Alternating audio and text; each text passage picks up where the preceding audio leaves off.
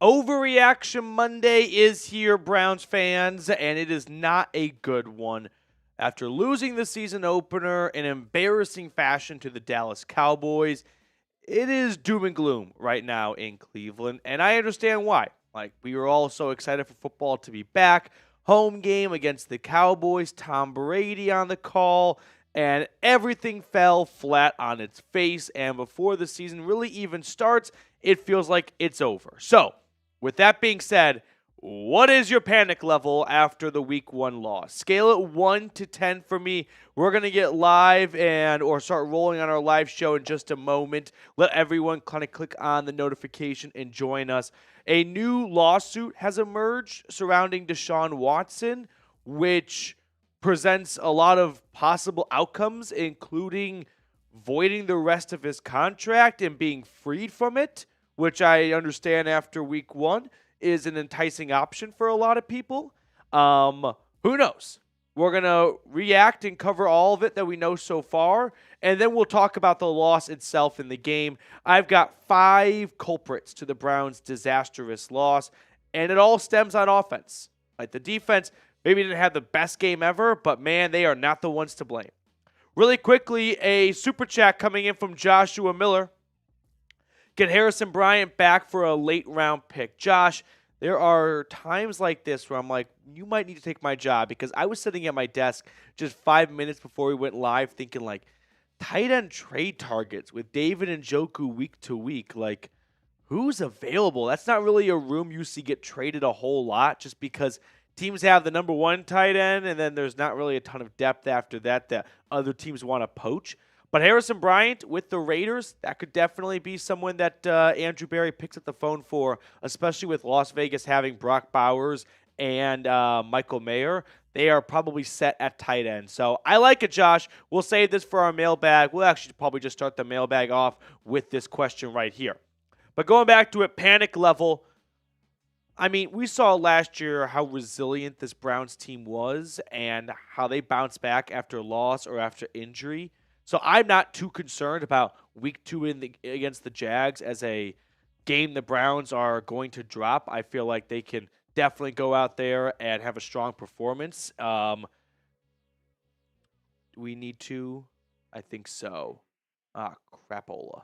All right, that's okay. Don't worry, we'll just kind of go through with it. I'll explain after. Okay, so just proceed as follows. But I'm probably right now on a scale of 1 to 10. Sorry, I was having a private conversation with Reed, but it wasn't very private because everyone watching could hear. I'm at like a 2.8. I mean, a loss is a loss, but the season's not over just because you lose one game. But the way they lost, it wasn't good. Now, today's show, really quickly, is sponsored by our friends over at Game Time. Game Time is a new feature called Game Time Picks that makes getting tickets to see your favorite teams play live even easier. Game Time Picks filters out the fluff to show you only incredible deals on great seats, so you don't have to waste time searching through thousands of tickets. Now, one thing I really like about Game Time is their all-in pricing option. Toggling this feature shows you the total upfront cost with no surprise fees at checkout. Plus, they offer the Game Time guarantee. If you find tickets in the same section and row for less, Game Time will credit you 110% of the difference. So take the guesswork out of buying tickets with Game Time. Download the Game Time app, create an account, and use code CHATSPORTS for $20 off your first purchase. Terms apply. Again, create an account and redeem code CHATSPORTS for $20 off. Download Game Time today. What time is it? Game time. Now, over 100 people watching, so I do want to hear from everyone in the chat right now. If you had to pick a starting quarterback week 2 in Jacksonville, who is it? Deshaun Watson or Jameis Winston? I'm going with Deshaun Watson. I don't think that after 1 week, you can just pull the plug and kind of start from scratch with Jameis. Like, there needs to be a bigger body of work for this year to make that decision. And a bad outing in your first game back from an injury, I think is just too knee-jerky reaction, right? I don't think you're going to make a lot of progress as a team if after every bad game, the starter gets benched. You're just not going to move on as a team if that's the reaction. You put together 3, 4, 5, 6, 7 straight bad games, okay, we can have that conversation. But one, that's not a pattern, right? Like, Watson last year was up and down, but he didn't look like a quarterback that needed to get benched.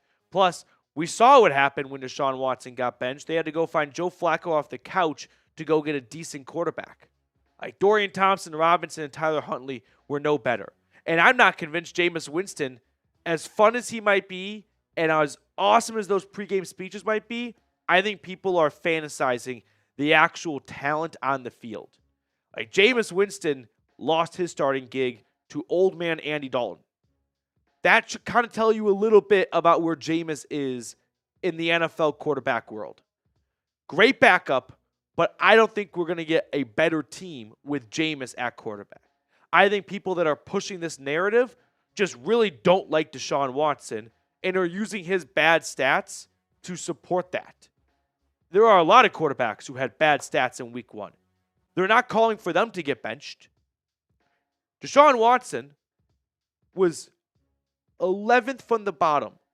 No, I beg your pardon. 12th from the bottom in passing yards for all week 1 starting quarterbacks. If you're calling for him to get benched, you better be doing the same for a lot of the guys below him. But they're not. They don't like him. And hey, not everyone's going to be on board with Watson for the entire long list of baggage he has. And I understand why. And I'm not going to try and convince you to feel otherwise. But don't give me this, Watson had a bad day, let's bench him. A lot of quarterbacks had a bad Sunday. You better keep the same energy for them like you are for Watson. All right. We will have a mailbag at the end of today's episode. So if you have a question, hashtag Browns in the chat, or like Joshua Miller, you can super chat, skip the line. We guarantee your question gets on screen. 144 people watching, only 16 likes. Not going to lie, that stings. So if you have not liked the video yet, please go ahead and do so. It's completely free, really helps grow and support the channel. We crossed 36,000 subscribers during our watch party yesterday. Usually at Chat Sports, when you get a 1,000 subscriber milestone, there's not like a party in the break room, but there's a little recognition. Yeah, didn't feel like wanting to get recognized yesterday after the way the Browns played. So just kind of kept that one to myself for a while. Hashtag Browns, like I mentioned, for any question, just somewhere in your comment, beginning, middle, end, or super chat if you want to support the channel and get on screen at the same time. So we have a lot of news to get to, and I don't want to keep you guys waiting any longer. So with 155 people tuned in and 31 likes, if we get to 40 likes, we will start the show. Otherwise, we'll just wait for some more people to click on the video and file on it, because Mike Florio, he's all over the Deshaun Watson. Well, he's all over just legal stuff in the NFL to begin with, but especially Deshaun Watson. He kind of dropped a huge bomb on us just minutes before we went live, and we're going to break it down on today's episode. New lawsuit with Watson and how this one could get the Browns out of his contract. So if that is something you want to explore, like the video, and I'll explain all of it in more detail. 36 likes, so 4 likes to go. Okay. Freddie B. I know it's Overreaction Monday, but y'all doing the most. I mean, I guess, but man, these are not overreactions I have cooked up myself. Like, just search Jameis on Twitter, and you will see a long list of tweets saying, go start Jameis Winston. The defense was supposed to be fantastic, and it just was not. Yeah, the defense, I felt like, kind of ran out of gas. They also put in some tough positions. 33 points, 7 of which came off a punt return. So you can knock that down to 26 points. And then a couple of field goals and Deshaun throwing 2 interceptions. So the Browns defense kind of getting tossed out in a bad situation. Like, still not great, but like there's some level of, I wouldn't say pardoning, but understanding. Scott with a $2 super chat and the first time as well. A little 2-clap action for Scott. 1, 2. Oh, that was bad. Boo. A little 2-clap action for Scott. 1, 2. 6 straight blowout losses if you count preseason. Scott. Preseason. I mean, you're saying Bengals, preseason 1, 2, 3, and now and postseason, and this one. Don't do. Come on, Scott. You are reaching here. Like week 18, every single starter sat. No one cares about the preseason, which I'm not excusing as a good coaching practice because I do think the Browns pretty much sitting all their starters for a lot of the preseason showed, but I think you're stretching here. This is kind of like in cards where you got like a younger niece or nephew that wants to go like king, ace, 2, 3, 4. Like the ace is either high or low. You can't have it be both ways. I do appreciate your super chat, Scott, and I mean it's an acute observation, that's for sure. But I don't think this is one to make a big deal out of. All right, let's get into the latest news and rumors. We got 48 likes, so appreciate everyone for hitting that thumbs up button. Are you ready? Okay, so we're going to talk about the Deshaun Watson new lawsuit. Here, let's get the intro screen. The intro video. Okay. I was getting set up. I know, but look at the script again. I'm sorry, yeah. You guys get to see how the sausage is made. All right, some shout-outs in the meantime here. We're all over the place. Tim Green, good to see you in the chat. Kathy in the chat. Chris Kane. We got Mr. Raddington the Fifth. Crown. No, Time Man the Buckeye is our mod. Although Time Man's not here. However, I should have mentioned we are going live moving forward on Mondays. Kind of a nice prime time slot in the YouTube world for Chat Sports. Day after Sunday, kind of more of a raw, instant reaction. Tuesday is when you kind of begin to prepare for the next week, so you don't get to talk about Sunday as much on Tuesday. That's reserved for Monday. Okay, let's get into a live Cleveland Browns report.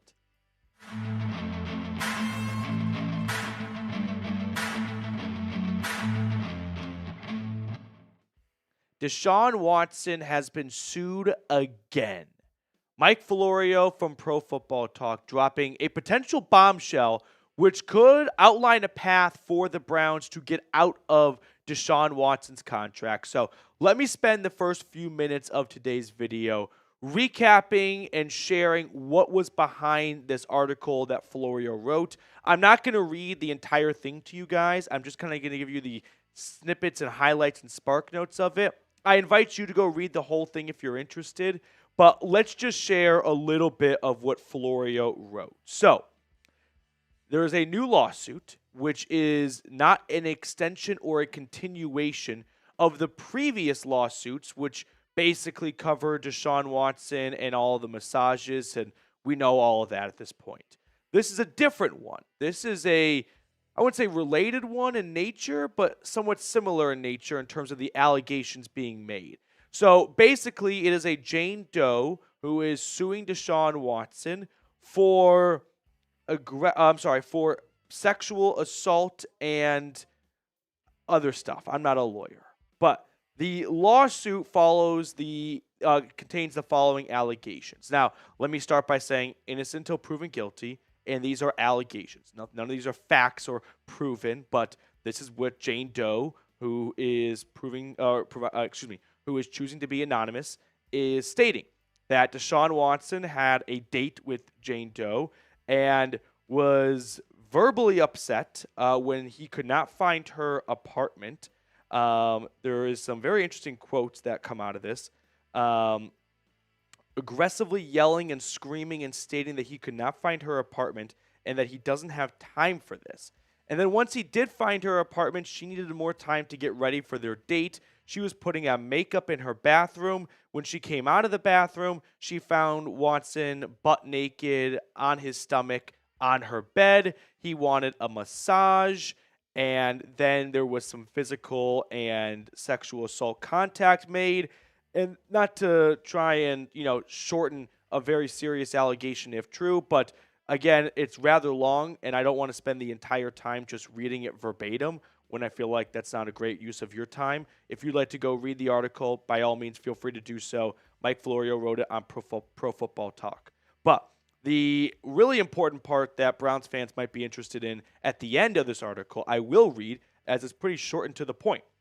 This new case raises plenty of issues from the standpoint of the league and the Browns. It's possible that Watson could be subject to further scrutiny under the personal conduct policy. It's also possible that a suspension, if one is imposed, could give the Browns a path toward voiding his remaining salary guarantees and ending the relationship. So the Browns, when they wrote the contract for Deshaun Watson, did include if different allegations and new lawsuits not related to the initial ones come out, we can get out of this contract.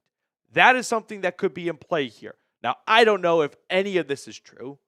These are allegations made by a anonymous Jane Doe lady in Houston.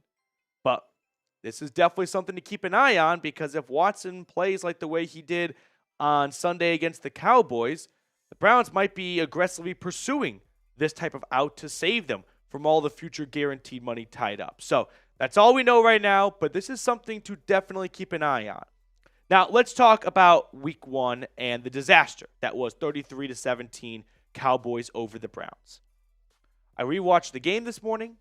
I've watched a lot of clips on Twitter that people are pointing to as examples to drive their argument for or against Watson, and there's a lot to unpack. Now, we did get some injury news from Stefanski earlier this morning. David Njoku, Maurice Hurst, and Tony Fields are all week to week with ankle injuries, so not great, but I suppose it could be worse for guys like Njoku, who hobbled off the field and into the locker room. Mohamed Diabate is week to week with a hip injury. They are going to miss him a lot on special teams. But let's talk about the offense and Deshaun Watson and his play on Sunday, and we'll just leave it at that and leave the beginning of the video to itself. But I do want to hear from everyone right now. If you had to pick a starting quarterback for week 2 in Jacksonville, who do you want? Deshaun Watson or Jameis Winston? Because there are a lot of people out there already beginning the conversation that Jameis Winston should be this team starter. Dan Orlovsky was on ESPN this morning talking about it. I think long and hard about Jameis. He was not the only one who suggested this. Former NFL backup QB Chase Daniel put out, Deshaun Watson looks like a shell of himself out there. 4 plays that stand out the most to Cleveland Browns fans. Hard to imagine the fans are ready to see, have to imagine the fans are ready to see Jameis Winston. So, should the Browns turn to Jameis? I do not believe the Browns after week 1 should bench Deshaun Watson. I just think that's too much of a knee-jerk reaction to a bad first game back from a major injury suffered last year. I think as a franchise, if you operate that way, you are never going to get far if you bench your starter after every bad game they have. This was a bad game for Deshaun Watson. I don't think the entire result and offensive failures fall on his shoulders, but a lot of it does. But I don't believe that they should be benching Deshaun Watson after one bad Sunday. We need more of a pattern, and I don't think there is a big enough pattern in 2024 to bench him. Now, let's go through the week 1 problems, and I've got an order, and I think the order is very important. Problem number 1, pre-snap penalties. The Browns could not get out of their own way. They were constantly behind the sticks. Look at the week 1 penalties that were just accepted, by the way. There were plenty that the Cowboys did not have to accept because they were happy to get off the field on 3rd down. 2 false starts, DeJuan Jones. 1 ineligible man downfield, DeJuan Jones, I believe. Holding on Cedric Tillman. Illegal formation, also on DeJuan Jones. Illegal shift on Amari Cooper. 2, 3, 4, 5, 6 times the Browns find themselves just right off the bat going the wrong way. That is not going to help any offense, a good or a bad one, as Tom Brady pointed out numerous times, to be successful if you are constantly in 3rd and long. The Browns were in preseason form, which is why I said during the preseason, I would like to see the starters play. I would like to see Deshaun Watson play.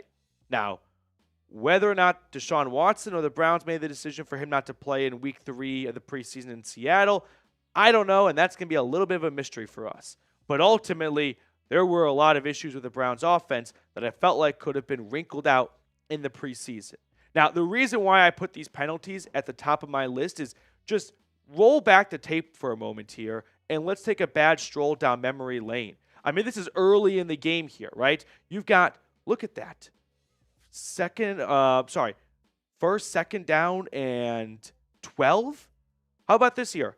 On 4th and 2, DeJuan Jones, remember this on the first drive for the Browns? They were going to go for it on 4th and 2. He jumps, false start, 4th and 7. Browns kick a field goal. Could have kept the drive alive, maybe get 7 points. Instead, they settle for 3. Moving on in the first quarter, 1st and 15. I mean, before you even really get going to work, you move back 5 yards. This one's so poetic, it's showing the penalty yardage while the Browns are at 2nd and 14. I mean, fast forward again. Here they are, 2nd and 11. Just constantly going the wrong way on 1st and 2nd down. I mean, 3rd and 7, this was probably the best time the best 3rd down the Browns had all day. And it was still not a great situation at 3rd and 7. It was 3rd and 2, but once again, 5-yard penalty, illegal shift. Amari Cooper moves him back and takes what could have been a much easier. Now, at this point, the game's out of hand pretty much. But still, this was just a good example of the Browns all day shooting themselves in the foot. Now, you can't put all those penalties on Deshaun Watson. But going 2 for 15 on 3rd downs, that's not going to cut it. You're not going to win a lot of games if you find yourself in those long situations. And as Tom Brady pointed out, it doesn't matter how great of an offense you are. 3rd and long, those are very difficult to convert. It's tough to convert 3rd and 10. You make it 3rd and 11, 3rd and 12, 3rd and 15, you are not going to be successful. Problem number 2, Deshaun Watson. Just as a whole, did not play well. Not entirely his fault for the result, but he struggled in week 1, right? 169 yards, 1 touchdown to Jerry Jeudy, 2 interceptions.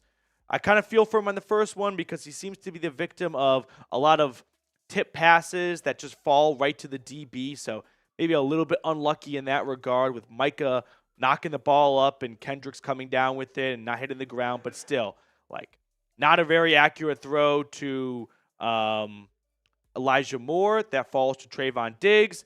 It was not good. Like, I'm not going to try and sell anyone some magic beans that, well, actually, Deshaun Watson was not that bad and you can distribute all the blame to everywhere else. No, it was not good, but it was not benchable. Like, I don't think after week 1, that's the kind of quarterback play that gets benching. It's week 1, everyone. There's 17 games in the season. Slow down a little bit. Like, you just can't throw the playbook that you've been working on all offseason and summer long out the window after a rough first game. That is just not the way the NFL operates. These guys have been working way too hard and for way too long to just light it on fire because of a tough first game. I'm sorry, but that's just not the world we live in. That's not going to happen. Now, before we expand more on Deshaun Watson and his struggles, make sure to get started with our friends at Game Time. Game Time has a new feature called Game Time Picks that makes getting tickets to see your favorite teams play live even easier. Game Time Picks filters out the fluff to show you only incredible deals on great seats, so you don't have to waste time searching through thousands of tickets. One thing I really like about Game Time is their all-in pricing option. Toggling this feature shows you the total upfront cost with no surprise fees at checkout. Take the guesswork out of buying tickets today with Game Time. Download the Game Time app, create an account, and use code CHATSPORTS for $20 off your first purchase. Terms apply. Again, create an account and redeem code CHAT Sports for $20 off. Download Game Time today. What time is it? Game time. So just to kind of summarize step 2 of these problems here, though, before we talk about the offensive line, Deshaun Watson was just inaccurate far too many times, and the offense finding themselves in 2nd and 3rd and long, and then we'll get to problem number 4 in a second, which didn't help problem number 2. Watson tried to bite it all off at once and was honestly just ineffective. It was not good play. Not all of it his fault. But Deshaun Watson, definitely a part of the problem for Sunday. Problem number 3, though, the offensive line. They picked a bad day to have a bad day because you had Watson, who was not really on his A game. You had all the pre-snap penalties, which part of it falls on the offensive line. They were victims of this, but putting the offense behind schedule. And then you had just bad games from some of your better players. Joel Bitonio, look at the PFF pass blocking grades, 34.7. Like there was that one play where Deshaun Watson had the deep pass to Amari Cooper, which was dropped for a surefire touchdown. But who led up the interior defensive lineman that lit up Watson? That was Bitonio. DeJuan Jones, he did not have a good day. Like, man, they can't wait to get Jack Conklin back. 6 sacks, 9 pressures, 5 hits. Now, Deshaun Watson is a problem with this as well. He is not like getting out of this scot-free. Deshaun Watson needs to get rid of the ball quicker. He is holding on to it way too long, which is why the hits and the sacks are not solely on the offensive line, but they definitely did not have a great game plan for Micah Parsons, who is somewhat wreaking havoc on this offensive line. But Watson, bottom line, if you know you don't have your top 2 tackles, don't hold on to the ball for 6-7 seconds. Like, it's not going to be a good outcome. He looked like he was playing college football out there. NFL defensive linemen are too fast to do that to. You can get away with it from time to time, and sometimes it's awesome and you're a magician and you look like Patrick Mahomes out there, but a lot of time you end up taking a big sack, and that's what happened to Watson. And after last year, you'd think, hey, priority number 1, protect our quarterback. You would think that would result in get the ball out quickly. So I'm not sure if Watson was just completely disobeying the offensive game plan from Ken Dorsey, or if Ken Dorsey has not installed an offense where the ball needs to come out quickly. There was clearly a misalignment between OC, head coach, and quarterback on what the plan was with the football. Did you want to go deep with it? Did you want to get the ball out on schedule? Did you want to go on short dink and dunks? I mean, a lot of Watson's completions were close to the line of scrimmage, which would signal, hey, we're going to get the ball and we're going to get it out quickly. Well, then is Watson just completely ignoring that by running around for 6 to 7 seconds? Or is there, hey, Watson, hold on to it and go for the big home run play? They're not on the same page, clearly. That is a problem. But the offensive line just not having a good Sunday. There's no other way to dice it up. Like, not all of it's their fault, but they did not have a good day. Now, we have a lot of football in front of us, and I'm not giving up after one Sunday. So if you're not giving up either, join over 36,000 strong. We cross another 1,000 mark here at the channel. So thank you so much to everyone who joined the channel during our watch party on Sunday. Go ahead and subscribe if you're not already. And if you are subscribed, send it to a friend or a family member that loves the Browns. Tell them to join the channel too. Problem number 4, lack of a ground game. This was bad, but not having a ground game to lean on made it 10 times worse. I mean, Jerome Ford, 12 carries for 44 yards. One of those carries was that 11-yard run in the fourth quarter or late in the third when this game was over. I mean, just take that 1 11-yard run out. He's got 11 carries for 33 yards. We're talking about a guy maybe getting 3 yards a pop. Just no burst. No explosion from the ground. Deshaun Watson was basically your best rusher, 5 carries for 39 yards. And I don't even count the Jerome Ford touchdown. It was in garbage time, irrelevant in my opinion. The Browns need Nick Chubb back badly. And it has shown over the last weeks of the 2023 season. And I was very concerned throughout the offseason that if the Browns trotted out Jerome Ford and Deontay Foreman and Pierre Strong Jr. for a handful of weeks, it would be a problem. But then I kind of sold myself on, no, Nick Chubb's going to be back in September. Well, he ain't coming back in September. He's out for 3 more games minimum, and I don't see how they're going to tread water if that's the ground attack. I mean, you guys want to see some sad stats here? From 2018 to 2022, when Nick Chubb got drafted to the year before his injury against the Steelers, the Browns as a team had 13 games with less than 100 rushing yards. In the last 17 games, from the time Nick Chubb went down to now, the Browns have had 8 games with less than 100 rushing yards. 5 years, and they had 13 bad games on the ground. In 1 year, They've nearly conquered that 13. At 8, they cannot continue with no ground game and inconsistent quarterback play. They just can't bank on the defense every single week. It's just not sustainable. There has to be an increase from the offense. And then number 5, it's all the above here. Every single one of these issues, like, snowballs onto the next. Pre-snap penalty. You go from 1st and 10 to 1st and 15. Well, you've got Deshaun Watson not having a great game. So now you get an incomplete pass. The offensive line on 3rd and 15 doesn't hold up, so he's running for his life. Then you come back on 1st and 10 the next series, and immediately you get 1 or 2 yards. All right, you're at 2nd and 8. Guess what happens next? You get a pre-snap penalty. 2nd and 13. Guess what Watson does on 2nd and 13? A bad pass. 3rd and 13. Guess what happens? The offensive line doesn't hold up long enough, and Watson's back to running for his life. Do you not see how this is just a wheel in a circle of death?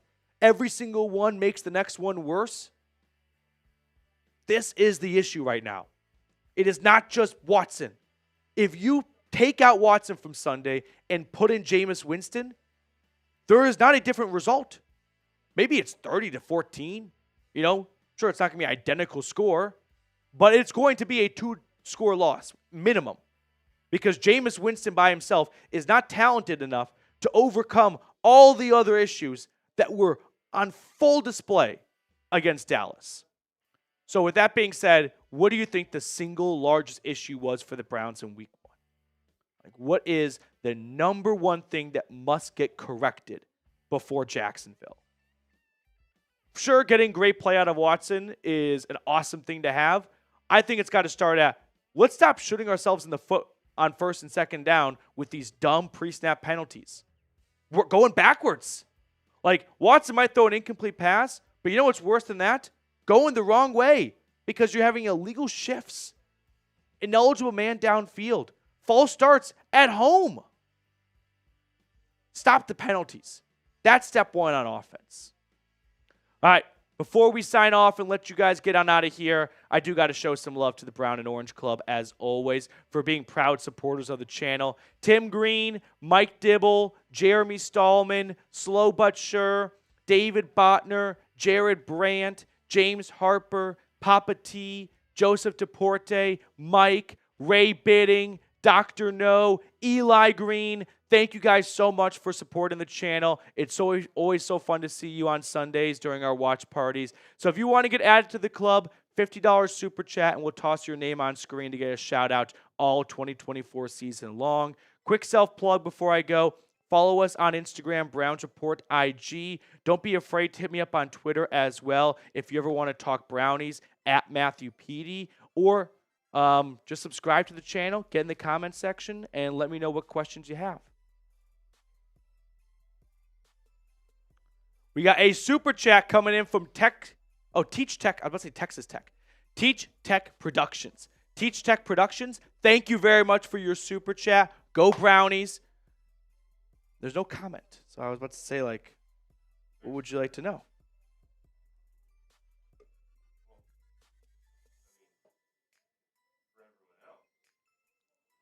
Okay. We do have a mailbag coming up next. So hashtag Browns or super chat like Teach Tech Productions just did, and we'll toss your super chat on screen for everyone to see. Do we have one more super chat? We got Josh, too. I was like, I've seen 3, but 798 is not adding up to 3. Oh, Josh. Josh was there at the Cleveland Browns Report get-together in early August. It was so great to meet Josh among many other viewers of the channel. And now Josh has a special place in my heart, which, by the way, Josh, I didn't mention it in the video. Cade York, cut by the Commanders. Like, if the last 24 hours couldn't get worse for the Browns, now the Browns don't even get a 7th-round draft pick from the Commanders. He was cut. I didn't even know he started for them, to be honest. And I'm not surprised he had 2 missed kicks. But that's probably the end of his NFL career. I'm still all aboard. Nico Imalave. Gosh, every time I master it once, I stumble the next time. Nico Imalavea. Nico Imalavea. Train in 2026. Yeah, Nico, my own Tennessee quarterback who I feel like every time I say his name, or even the broadcast, they say it a little bit different every single time. Imalavea. Yeah, Nico Imalavea, train in 2026. Nico's awesome. I can't wait to see what his career turns out to be because he's got so many great tools. Like, he's an excellent rusher. He's got incredible arm strength, awesome accuracy, and he's not, 5'9" or anything like that. He's a massive dude. Like, he's not massive. He's got a great frame. He does need to add a little bit of weight on. Otherwise, he's going to get sandwiched in the NFL. But that's what the next few years in the college ranks and as your rookie year in the NFL is for. Like, put on 15, 20 pounds of muscle and avoid some of those big hits, and Nico's going to be awesome at the next level. All right, we do have a mailbag coming up next, so hashtag Browns right now or super chat like Josh and Scott and Teach Tech Productions, and we'll toss your super chat on screen for everyone watching to see. Okay, we got some questions rolling in. I'm a little surprised, by the way, that the live poll is so close. The reason why is RG3 put out a Twitter poll for who should start for the Browns, Watson or Winston, and about 80 to 85% of the votes were for Jameis. But that's polling the country, and the country loves Jameis, and the country does not like Deshaun Watson. So it is reassuring when I'm just talking to Browns fans and not the country in general that it's not as, polarizing of a poll, and it's very 50-50. It's 51-49. So with 316 votes, 1 or 2 votes for Watson will probably get it right back to 50-50, dead even. 2 likes away from 100 likes. I know there are 2 people watching that have not liked the video yet. 1 like away. Okay. Once we get that last like, we'll start our mailbag. Are we all good on questions, Mr. Reed? We'll start off with Josh's question. I like that one a lot.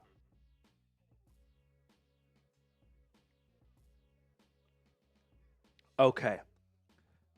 The Merv, appreciate you liking the video. Not a problem.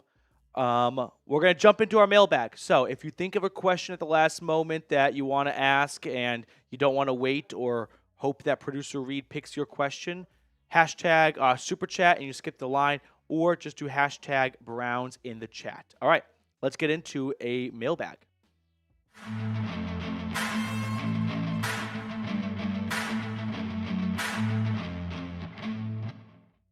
Mailbag time here on the Cleveland Browns Report. We go live every Monday for the season now, a change from Tuesday. So Mondays at 5 p.m. Eastern. So if you want to be a part of the next mailbag, come hang out with us next week. But let's get into our first question coming in via Super Chat from Joshua Miller. Get Harrison Bryant back for a late round pick. So as I film right now on Monday, the Browns are likely without David Njoku's services for a few more weeks. At least this week, it seems like, against the Jacksonville Jaguars, which leaves just one tight end, Jordan Akins. They have 2 tight ends on their practice squad, so one, if not both of those guys, will get elevated to the active 53-man roster. But I would expect the Browns, if Njoku's expected to miss a serious amount of time, to explore some trade targets. And Harrison Bryant is an excellent option. He knows the offense, or he knows at least some of the offense. I mean, Stefanski's still here, even with the Dorsey changes. He's going to know it probably better than anyone else would at this point.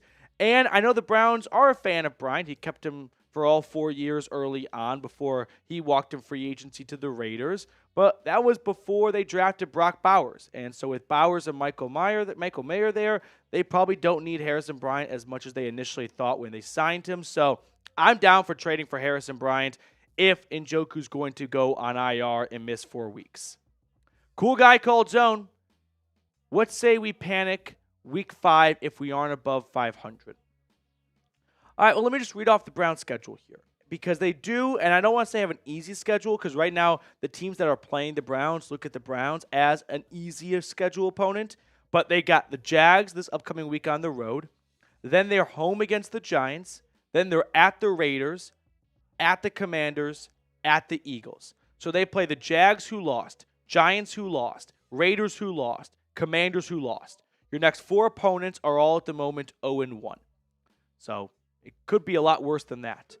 If you are saying that after the Commanders game, they are not 3-2, yeah, I'd panic because that's kind of the easier part of your schedule. And then it's going to get a lot tougher. So if they do not come out of the next 4 games, 3-1, I would be concerned. Gassed up Shrek. Do you think that play calling seemed identical to the loss of Houston in January? The thing I didn't get is they brought in Ken Dorsey to involve more pre-snap motion. The Browns in week 1 didn't just rank towards the bottom in pre-snap motion. They ranked dead last. 12%. The next lowest was the Broncos at like 21%. It wasn't even close. They were basically in their own tier of lack of pre-snap motion.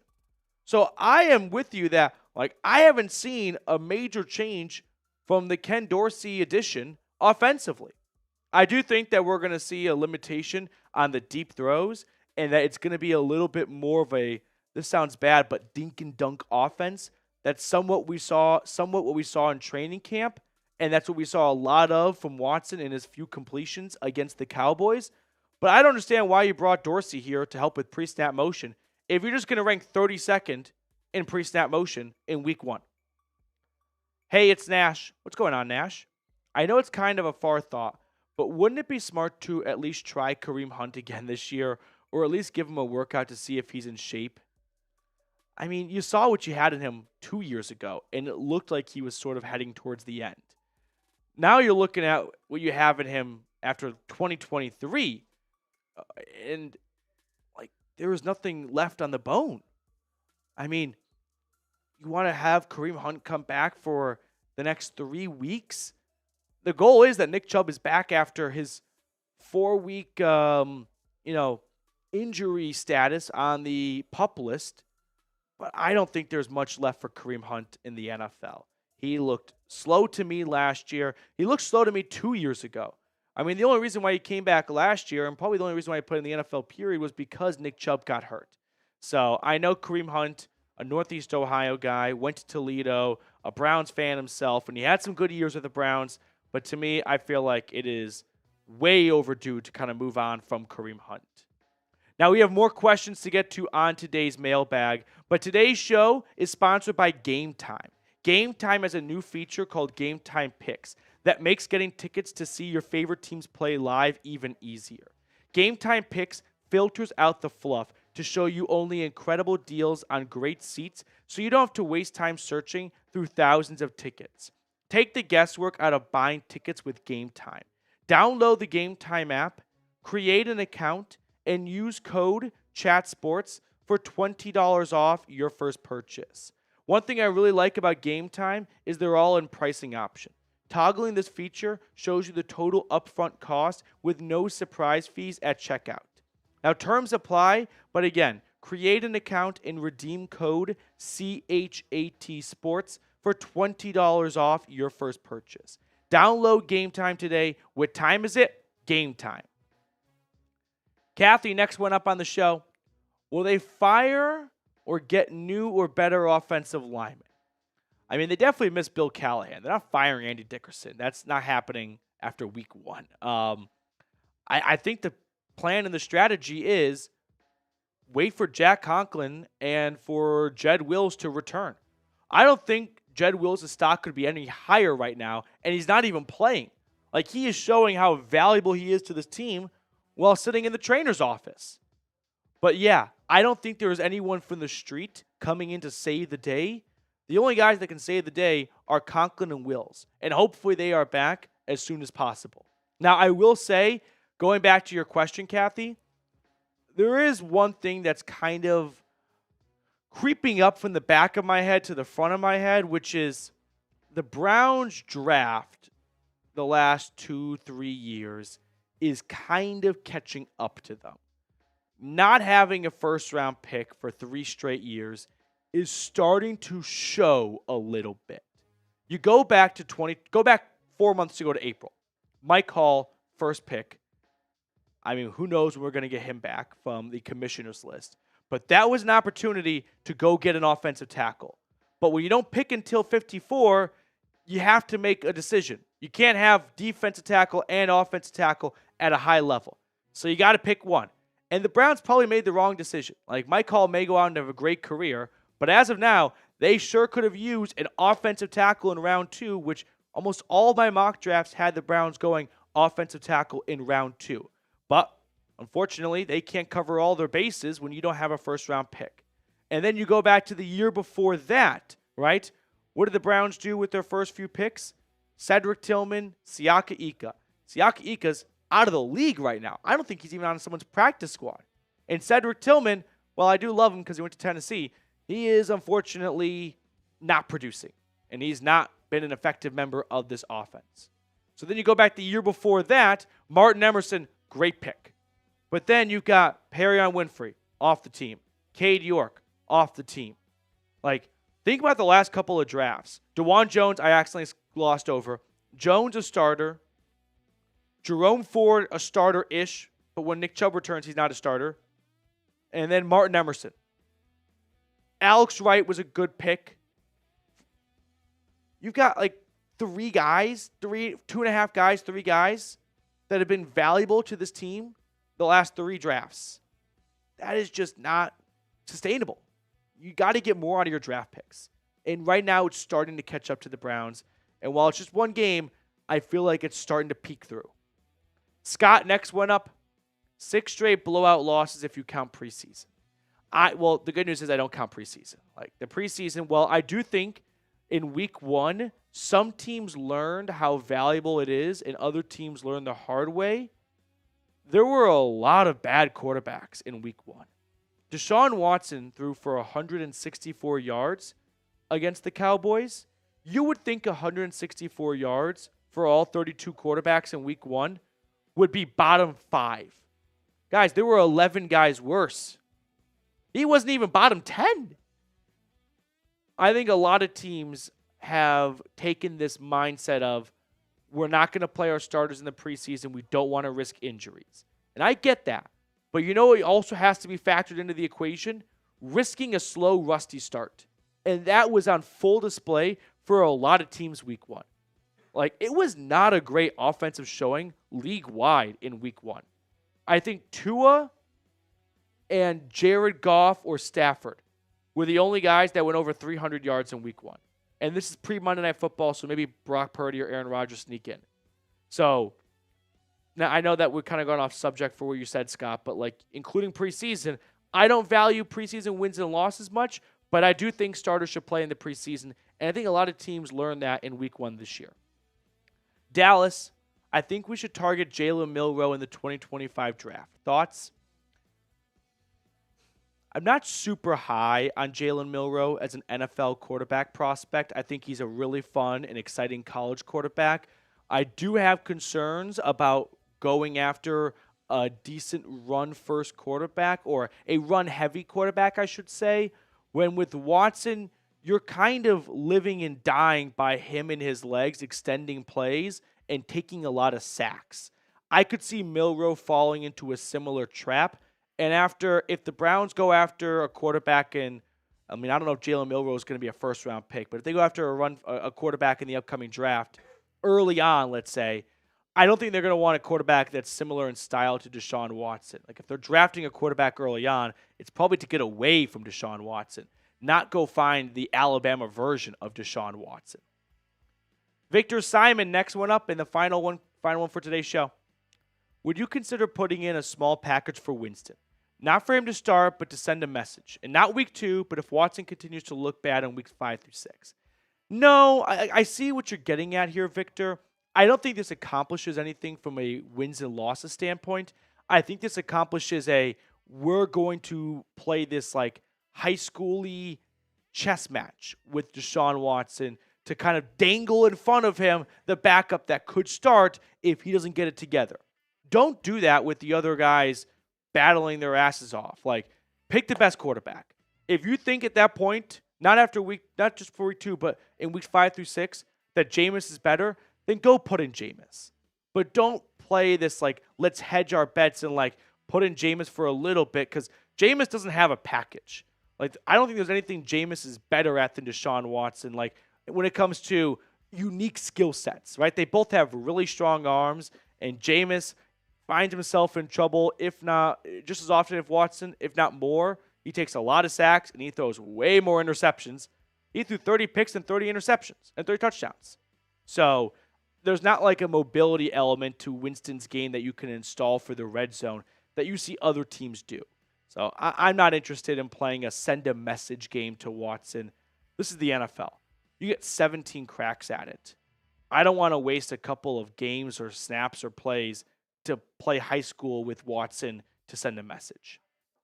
Now, who you got for this upcoming Sunday? Browns or Jags? Let me know in the comment section below. That's going to do it for us on today's episode. Thank you all so much for tuning in. Drop a CLE if you're not giving up on the Brownies. We have some breaking news here. We have some breaking news? Mm-hmm. What's that? Kadarius Toney. To the Browns? Brown. Oh, no. Brown signed Toney? Oh, that really stinks. I mean, stinks is a mean reaction, but damn. Let me... You guys are seeing me react live. Oh. Not what I wanted to see. Well, let's try and be optimistic about it. He's fast. He was a first-round draft pick. It's kind of all I got. He's good on special. He had a punt returns. Maybe use him on punts, although Jalen Darden did just fine at that.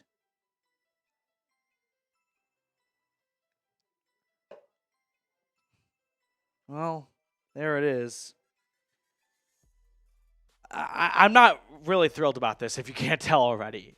Kadarius Toney signing with the Browns. And this is not a signing that I'm a big fan. I don't think this is going to be a signing that we're going to look back at as a great move by Cleveland. I would think that Kadarius Toney is off this team within 4 weeks as a more likely outcome than he scores a touchdown in the next 4 weeks. I don't think Toney is a great person. Like, that sounds mean because I don't know him as a person, but like, man, there are a lot of character concerns and there was a lot of effort and attitude questions surrounding him with the Giants and then with the Chiefs. And if Andy Reid dumps you, that to me screams stay away. So, not on board. Not really thrilled about this. Do you want to add him to the wide receiver depth chart? And then we'll make a video so you guys can really see it all live right now. Let's add him to the wide receiver depth chart. If you could just find some stats, like I'm sure someone, like if you go to Chiefs, maybe you can find some stats. And then we'll just kind of Frankenstein a video together here. You know, do you like the signing, yes or no? Something like that. And we'll go from there. Yeah, I'll give you a few minutes to figure this all out here. Well, do you guys like the signing? I mean, you kind of learned what my reaction is to it live on the spot. I've never had news like this truly break mid-video. We've had news break on the video, but I don't think anything to this magnitude. And this isn't even all that big of a signing, but it is a notable name. It's a first-round pick. Yeah, and Tim, you raise a great point. Like, again, I don't know Toney. I've never met him face-to-face, so I don't like when people talk about them as a person without ever sitting in the same room as them. But I think it's very fair to say that there are character concerns that came out from the Giants regarding his effort and his attitude, and then that was prevalent in Kansas City as well. I feel like the Browns are falling into this trap of talent over the person no matter what. And I really like Andrew Berry as a GM. But how many times will he get burned? and when will he learn his lesson? I don't think we can definitively say one way or the other if Deshaun Watson was a good trade or not. Like, it's not going in a good direction, but I don't think right now is a time where we can say it's official. The Browns lost that trade, or the Brown worst trade in NFL history, right? But that's not going well. Perrion Winfrey, there were character concerns at Oklahoma. The Browns ignored them. Mike Hall, there were character concerns at Ohio State. The Browns ignored them. And now they're bringing in Kadarius Toney. We saw how it worked out for Winfrey and Hall. I think there has to be some level of, like, factoring in the person over the speed and the height and weight. And I am disappointed that the Browns continue to ignore some of these red flags surrounding players, but because they're fast, we're going to sign them. That's kind of my thoughts. And then I'll repeat all my thoughts on the video. So you guys get to hear it twice, but you get to hear it first right now. What's your grade? I like Mike Woods.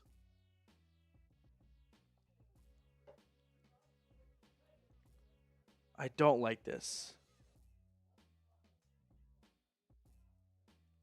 Now, it is important to note he's going to the practice squad, which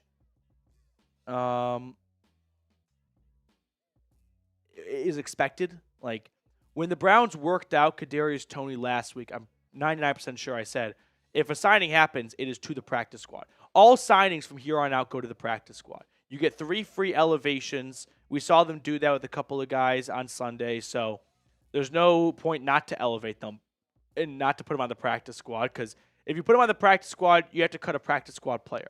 You put them on your active roster, you got to cut someone from your 53-man roster. So not surprised at all to see Kadarius Toney go straight to the practice squad, and it's basically a little bit more of a glorified tryout because he is taking a spot away from someone else, but a practice squad spot's a lot less valuable than an active 53-man roster spot. So he's not taking away anyone's roster spot at the moment, but he'll have 3 free elevations, and then after those 3 free elevations, the team has to decide. Add him to your active roster, release him, or maybe place him on IR. But I know there's at least those first 2. I don't know about the IR part. So, Kadarius Toney to the practice squad. Oh, not ideal. I mean, I just don't think this is going to end like some people think it will. I mean, it's very low risk. So it's not going to backfire. Hopefully not, unless he has a penalty like the Chiefs had against the Bills. But I don't think he's going to be the star that maybe even a few of you think. I don't think it's a big majority, but if anyone thinks he's going to be some major contributor, I don't think he is. Like, I don't think you're going to get a whole lot out of Toney. I don't think he's that good of a player, flat out. Maybe they just use him strictly for punt returns, and hey, if that's his role, okay. That's not the worst role in the world, and it's kind of hard to botch that role, but I don't have high expectations. I'll put it that way. David, there is a new Deshaun Watson lawsuit. We covered it earlier in the video, but in case you are just tuning in, I can kind of rehash it. It's not a continuation or an extension of the previous lawsuits, which were all somewhat lumped together, right? This is a separate lawsuit. And the fact that it's separate is very important because it could lead for a path for the Browns to get out of Deshaun Watson's contract. In his contract, it did say if there is new allegations and new legal issues unrelated to the previous known ones, we can void the rest of your contract. And I wonder if the Browns are closely eyeing this. I'm sure they are closely eyeing the situation, but if they're eyeing it for a path to maybe get out of his contract, because that has to be something that floats into Andrew Berry's mind. Like, there's no way after 2 seasons or 13 games, let's just call it 13 games through 2 seasons and 1 17th. talking like a baseball pitcher right now, that they're feeling super duper confident about that contract moving forward. So if he is, I wouldn't say found guilty, but substantial evidence supporting what, by the way, is just allegations from a Jane Doe who chooses to be anonymous, and the league decides to suspend him, well, the Browns then could rip up his contract. So it's something to watch for. It definitely is. I don't think this is going to have a lot of legs at the moment. The reason being is I've got a Jane Doe, an anonymous person making allegations that doesn't seem to have any evidence. Like, I've got her side of the story, and I'm sure his side of the story will be that is completely fabricated, and I reject all of her allegations. And because this person chooses to be anonymous, I don't really know how that can proceed, right? You've got someone who is making claims that don't have any evidence to support it, unless they find evidence, which maybe they've got like a ring cam in their apartment or something like that, and they can bring this to light. But as of now, if it's truly her word versus his, and we don't even know who she is in this because they are choosing to be anonymous, how can the NFL suspend someone for that? Like, that's not going to happen. So unless new evidence comes out, or not even new evidence, but evidence comes out in general, I don't think this case is going to go very far, and I don't think the Browns are going to be forced into a decision to suspend him or the team to suspend him or anything. Soul Train with a $5 super chat. Let's hit Soul Train super chat super quickly, and then we will break down the Kadarius Toney signing. Okay.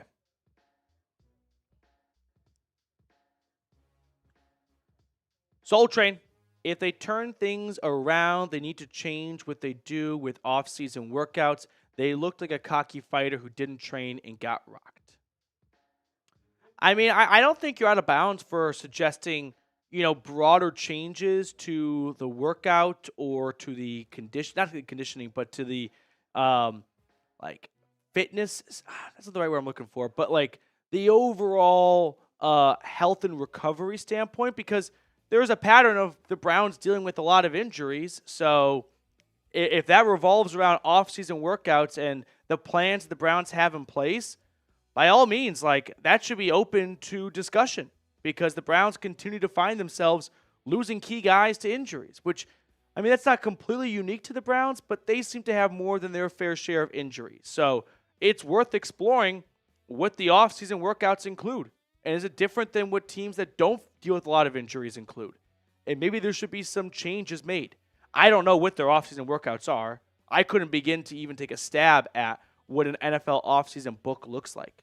I mean, you kind of hear stories from time to time of what teams give their players before they kind of set off for a while, and what benchmarks they want them to reach when they come back, and what weight they want them to be at, and things like that. But, I mean, for the actual, detailed workouts, couldn't tell you, but I'm game for a discussion to have it changed if it could lead to fewer injuries. A lot of the David Njoku injury, I don't think that could have been avoided with a different workout. That's just someone rolling up on his ankle. But the other ones, maybe. I'm not sure. I do appreciate your super chat, Soul Train. Thank you very much. All right, let's get into the Brown signing now. Reed, I'm ready whenever you are. All right. I see Ronald Harper in the chat, David Lancey, Kathy, Ninja Cow, Tim Green, Gmail. All right, here we go.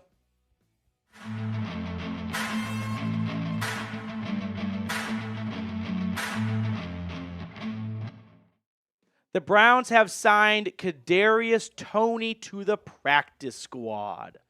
Initial reaction, I don't love it. I don't think Kadarius Toney is going to reach big expectations if you have big expectations for him. Now, it is important to note that this is a practice squad signing, which means he will get 3 free elevations to the active roster on game day, and then after those 3 free elevations, the Browns have to decide whether or not to add him to the roster permanently or release him. So, from a risk standpoint, it's very low risk. He's not taking anyone's roster spot. Sure, you are taking away a practice squad spot from someone else, but I mean, teams will, cough up a practice squad spot if it means they can get some good play out of a former first-round pick like Kadarius Toney, who has incredible speed and has got great physical tools, but I don't think he's very good. I think he is just a first-round bust. There are character concerns surrounding him that go back to his time really at Florida and then with the Giants. And these character concerns, a lot of them revolve around effort. If you've got a Giants friend, go text him about Kadarius Toney. He seemed at times more engaged with beefing with people on social media than worrying about his own game. I just feel like Kadarius Toney is not going to bring a great positive influence into this locker room, and I don't think he's very good. Last year for the Chiefs, 169 yards and 1 touchdown. I just don't think Kadarius Toney is going to be a dramatic improvement in the wide receiver room, and I don't think we'll really see him on the field much as a receiver. In all reality, we'll probably see him more as a punt returner, which he did house a punt in the Super Bowl for the Chiefs to help them win. So if he can bring some juice in that part of the game, awesome. But my reaction is I don't really love it because I don't think he's going to have that big of an influence on this team. But at the end of the day, it's a low-risk signing, so it's probably not going to be one that you look back at as some big mistake because he's not taking up a big part of your salary cap. The Browns do take on, I think, what's the final year of his rookie contract. So there are some guaranteed money going his way, but that's for Jimmy Haslam to worry about, not for you and I. But when news breaks, we're going to be the first ones to get you guys a video. We are live on our weekly show, which, by the way, is every Monday moving forward. So we got a video out during our live show for the people. So make sure to subscribe. Never miss a thing when it comes to your Brownies when you hit the sub button down below. Now, getting back to the kind of just wide receiver room as a whole here for the Browns, unfortunately, the entire offense really stumbled around, so it's hard to just nitpick one group. But yeah, the wide receivers, they weren't exquisite in the loss against Dallas. Amari Cooper with a really bad drop in the fourth quarter. The game was out of reach at that point, so I don't look at that as what could have been. It's just another that's one more low light for the Browns. But Deshaun Watson was not on target, and he was not very accurate with his passes. He was definitely running for his life at times, but he was also doing some of that to himself by holding onto the ball for a long time and taking sacks as a result. So if you want to include Kadarius Toney on the depth chart, he would follow Cooper, Judy, Moore, Thrash, and Tillman. Remember, this is a practice squad signing, so he does not count towards your 53-man roster. He is on your 16-man practice squad, and I suspect that he will get an elevation maybe this Sunday, although it's kind of close already to week 2 against the Jags. So maybe they decide, hey, let's see how he looks in the week of practice, and then we can make a decision for week 3 back home against the Giants. So I wouldn't say he's a guarantee to play on Sunday against Jacksonville. It's largely going to come down to how does he look in practice? Is he in a good spot to play? Now, before we get any further in this signing and the reaction to it, I do need to fill everyone in on our great sponsor today, which is Game Time. Game Time has a new feature called Game Time Picks that makes getting tickets to see your favorite teams play live even easier. Game Time Picks filters out the fluff to show you only incredible deals on great seats, so you don't have to waste time searching through thousands of tickets. One thing I really like about Game Time is their all-in pricing option. Toggling this feature shows you the total upfront cost with no surprise fees at checkout. Plus, they offer the Game Time guarantee. If you find tickets in the same section and row for less, Game Time will credit you 110% of the difference. So take the guesswork out of buying tickets with Game Time. Download the Game Time app, create an account, and use code CHATSPORTS for $20 off your first purchase. Terms apply, but again, create an account and redeem code CHAT Sports for $20 off your first purchase. Now, I'm going to actually kind of change things up a little bit on the fly here. Reed, let's go to Pro Football Talk's tweet because we've had a lot of news come out in the last 12 hours, and I want to do my best to kind of consolidate it for you guys so you're not going every single direction to cover and find it all. So Mike Florio dropped a little bit of a potential bombshell, safe to say, regarding Deshaun Watson, which is he has been sued again. Now, what's important to note is this lawsuit is different than the pre-existing 20-plus lawsuits regarding his massages. And it's a very important distinction. This is not a continuation of the previous lawsuits, which means it's its own separate thing. And while it includes sexual assault and battery, that could lead to a path for the Browns to get out of his contract. I'll get to that in a moment. But let's start by going over the allegations. And that's what they are right now. Allegations. Innocent until proven guilty. But here is what the allegations are. And I'm not going to read the entire thing out to you. I don't think that'd be a great use of your time. So you're more than welcome to go read it all at Pro Football Talk. But let me start off by going back to when the date was set for this, which is October 10th, 2020. Watson, per the lawsuit, was initially unable to find the Jane Doe, who, by the way, is a Jane Doe. They are anonymous for now. Apartment for an arranged date. He called her and allegedly began aggressively yelling and screaming and stating that he could not find her apartment and that he doesn't have time for this. Not going to lie, just right off the bat, that's very bizarre behavior for someone on a date to get that upset over not finding the apartment, but we continue on. When Watson finally arrived at Doe's apartment, Doe had not finished putting on makeup, so she invited Watson in to have a seat in her living room while she finished getting ready. This is where it goes downhill. Jane Doe came out of her bathroom to investigate Watson's silence when talking and shockingly found him completely naked on her bed, lying face down on his stomach. Now, it goes on to detail, and that's where I'm saying you're more than welcome to read yourself, but the short version of it is Watson indicated that he wanted his buttocks to be massaged. And then it turned physical, and that's where the sexual assault and battery comes in, including what basically is described as rape, as he forcibly inserted you-know-what into her you-know-what. So that's that. I'm not trying to downplay it by any stretch, but there's a lot of details there that you're more than welcome to check out yourself. But what's really important for the Browns here when it comes to his contract, this new case raises plenty of issues from the standpoint of the league and the Browns.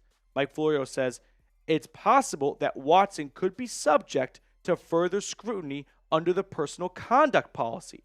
It's also possible that a suspension, if one is imposed, could give the Browns a path toward voiding his remaining salary guarantees and ending the relationship. So with a new allegation coming out that's not related to the previous ones, the Browns can say, hey, this is a whole new thing. You're suspended for this. This is conduct unbecoming of a player of ours. We are releasing you. And they are well within their rights to do that. Every team is. So I don't know if this is going to be something that gets a lot of legs, if there's truth to this. But as of now, it's a he said, she said, and a Jane Doe is choosing to be anonymous. So I'm reluctant to believe from the court of law it's going to get much traction soon. And I don't think the NFL is going to take a serious inquiry into this as long as it is purely he said, she said, and there's no evidence to substantiate what these allegations claim. Now, if evidence comes out, that changes everything. But right now, just being allegations, I don't think this is going to go very far. But if the Browns are quietly and secretly dying inside to get out of Watson's contract, they may really start to kind of push on this from behind the scenes to get enough support to void the rest of his contract.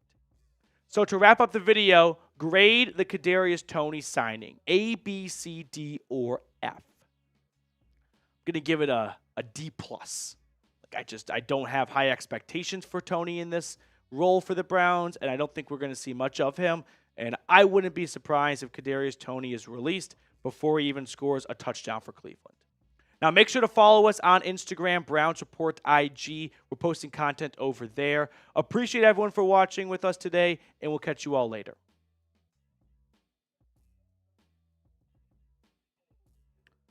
Yep.